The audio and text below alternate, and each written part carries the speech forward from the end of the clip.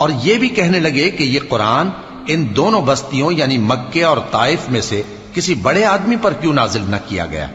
کیا یہ لوگ تمہارے پروردگار کی رحمت کو بانٹتے ہیں؟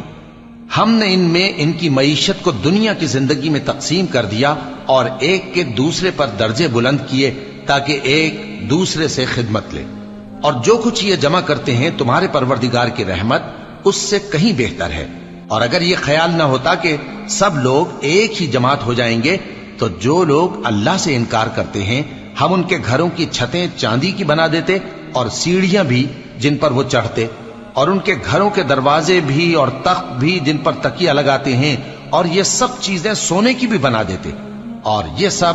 دنیا کی زندگی کا تھوڑا سا سامان ہے، اور آخرت تمہارے پروردگار کے ہاں پرہیزگاروں کے لیے ہے۔ اور جو کوئی رحمان کی یاد سے آنکھیں بند کر لے یعنی تغافل کرے، ہم اس پر ایک شیطان مقرر کر دیتے ہیں تو وہ اس کا ساتھی ہو جاتا ہے، اور یہ شیطان ان کو رستے سے روکتے رہتے ہیں اور وہ سمجھتے ہیں کہ وہ سیدھے رستے پر ہیں، یہاں تک کہ جب وہ ہمارے پاس آئے گا تو اس شیطان سے کہے گا کہ اے کاش مجھ میں اور تجھ میں مشرق و مغرب کا فاصلہ ہوتا، تو برا ساتھی ہے۔